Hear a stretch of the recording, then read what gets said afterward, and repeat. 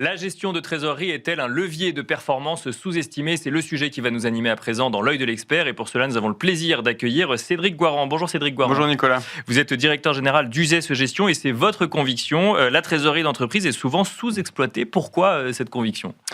Alors d'abord, principalement pour trois raisons. Je pense que déjà les dirigeants ont tendance à faire preuve de prudence, donc à ne pas de préférer la liquidité immédiate. D'accord.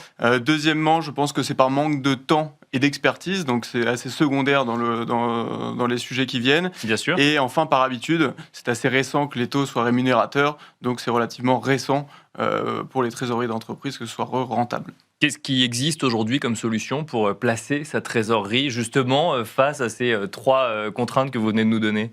Alors il y a deux placements phares qui sont utilisés aujourd'hui, qui sont les comptes rémunérés et les comptes à terme. C'est deux produits bancaires qui sont principalement utilisés, qui ont l'avantage d'être garantis en capital, mais qui apportent très peu de flexibilité aux dirigeants d'entreprise. Et de la liquidité aussi, ce qu'ils recherchent essentiellement? Oui, c'est ce qu'ils recherchent, c'est des placements avec un taux garanti. D'accord. Donc c'est aussi très lisible pour les dirigeants. Est-ce qu'on peut, dans ce contexte-là, aller chercher plus de performance alors? Alors, plus de performance et aussi plus de liquidité, puisque c'est les deux sujets phares pour les dirigeants en trésorerie d'entreprise.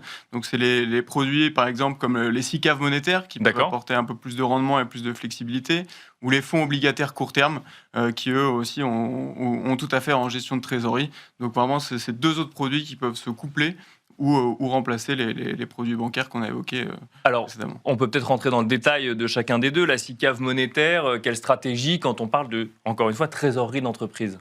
Alors la SICAV monétaire, à l'intérieur, en fait, on va avoir des bons de trésor, des billets de trésorerie, des bons du trésor, des obligations d'État, et qui vont permettre d'avoir un portefeuille très diversifié. D'accord. Et d'obtenir un rendement. Aujourd'hui, on est à peu près sur du 2-2,5%, donc qui permet de battre l'inflation. Et sur les fonds obligataires court terme, on va se concentrer sur les obligations d'entreprise à duration courte, mais bien notées, pour essayer de maîtriser le risque. Et là, on a de la liquidité sur ces deux placements. On a une liquidité qui est quotidienne, donc c'est-à-dire que vous pouvez rentrer et sortir des fonds tous les jours.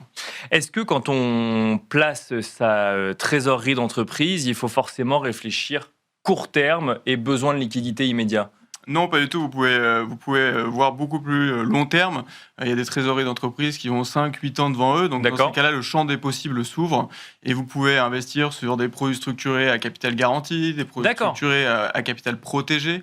Vous pouvez même aller sur les fonds actions. Il existe aussi toute une gamme de fonds obligataires qui peut répondre à cette demande. Donc, il y a vraiment une panoplie de produits qui vont être disponibles et tout est fait en fonction du profil rendement-risque qu'est prêt à prendre le dirigeant d'entreprise. C'est intéressant parce qu'on a l'impression qu'il y a donc effectivement ceux qui veulent pas du tout prendre de risques, donc on est sur des comptes à terme ou sur du dépôt bancaire. Ensuite, on a donc ces SICAV monétaires ou ces obligations court terme où là on est vraiment dans un univers presque dédié gestion de trésorerie, liquidité et risque faible. Et après, on rentre quelque part quand sur la stratégie long terme, on rentre dans une approche similaire à ce qu'on pourrait avoir sur un épargnant, par exemple. Alors, ça peut être très proche de ce qu'on propose aux particuliers. Ce qu'il faut bien identifier, c'est les besoins de trésorerie immédiats que l'entreprise va avoir. D'accord. C'est un peu au même titre aussi que les particuliers. Il y a des similitudes, mais avec une disponibilité très forte qui est souvent demandée par l'entreprise. Donc c'est pour ça qu'on a l'habitude de séparer les poches pour être sûr qu'on réponde aux demandes des clients. Il y a des proportions qui existent, qui marchent un petit peu de manière régulière, ou ça dépend vraiment de l'activité de l'entreprise et des besoins en trésorerie de l'entreprise? Alors ça dépend vraiment de chaque entreprise.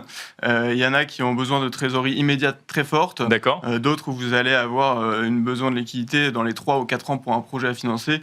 Donc dans ces cas-là, vous avez un peu plus le temps de faire travailler la trésorerie.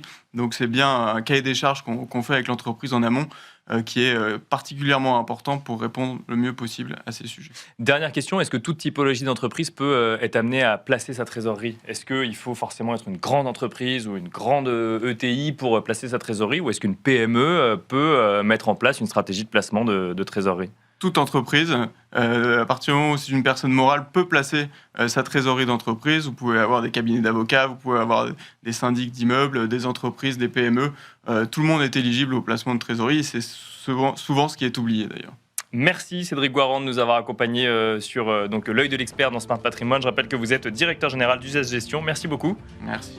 Merci à vous également de nous avoir suivis. On se retrouve très prochainement sur Be Smart for Change et d'ici là, vous pouvez nous regarder en replay sur besmart.fr.